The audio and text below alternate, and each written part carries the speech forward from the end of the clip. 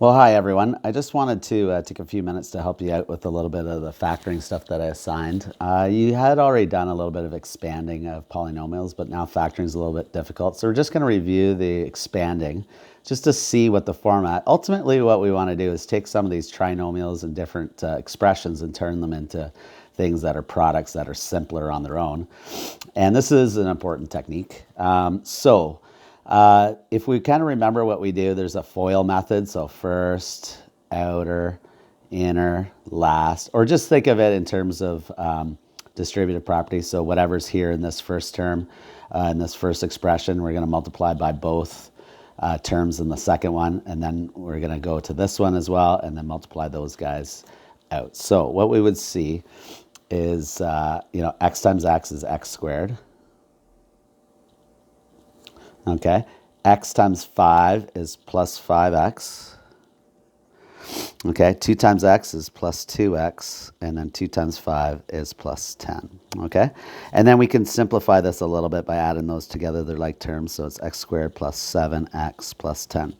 Okay, so that's expanding. So what we want to do is be able to take some rules and patterns we know, and instead of doing this, which is expand, we're going to try to factor, which is the opposite. Okay, and there's different ways that we can do this. What I'm going to teach you is a couple little simple methods to follow. Okay, so the first lesson we're going to do is figuring out how to go backwards. So a couple things I just want to highlight about it. This right here comes about because of the product of these two numbers. Okay, so that last number that we have is because of a product or a multiplication. Okay, the middle one comes about by adding these two numbers together. See, we add 5 and x, and so that number here is an addition of two numbers. So we're going to use that to help us figure out how to do these problems. Okay, so I'm just going to flip over and look at this one. Okay, so this one was the one that one of your fellow students, thought was important. Okay, so we're going to use that idea. So what we want to do is take a look at the 14, and we know it's a product, so it's got to be that times something. Okay, and there's different things that you can consider. Okay, and what I like to do is come up with all the factors of 14. So 1 times 14 is a possibility, and 2 times 7 is a possibility. And I think that's it. If I try 3, that's not going to work. 4, 5, 6, 7, we're back to 7 times 2 is basically the same thing. Okay, so now we've got that. So we know that these are the possible numbers that we could use. Okay, we could use those two or those two. And technically, these are the ones we're going to look at to place in our expressions. They're going to be the second part of the expression. We'll have x in there first. And so it's going to end up looking like this.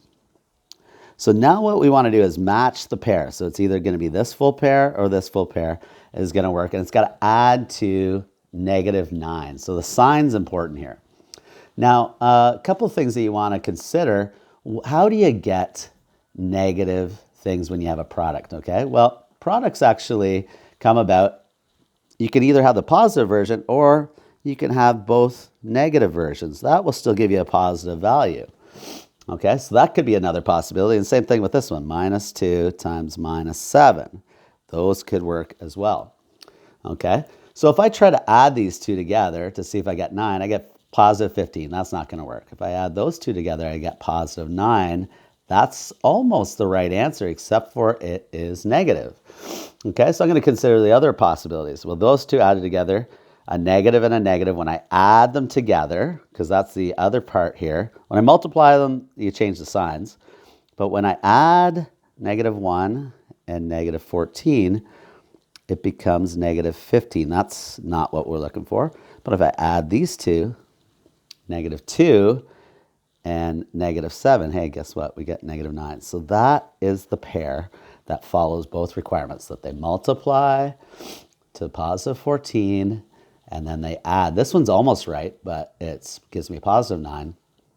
This one's the one I want to use to get my proper factor form. Okay? While we're at it, I'll just show you another one. Okay? See, and if I expand it out, I can check. If I expand it out, I got x squared minus 7x minus 2x plus 14. So that's good. This is going to be -9x. And that is what I was looking for. Okay? So this is the answer when you factor something. This is just a check, just to see if you get it. So you can always check to see if you got it right, which is kind of nice. At the same time, why don't we do the other one? If I was wanting to factor this, I would have used this pair. It would be x plus 2, x plus 7. Okay? So you can see how some of these different, it's the requirements here. Multiply to a positive number, and this one adds to a positive number, so they both have to be positive in this case. Okay? Another option, let's just take a look at another one. X squared plus 15x plus 14. That would have been x plus 1, x plus 14. Okay, and you can see also the negative version as well. Okay, so hopefully that helps. Okay, bye.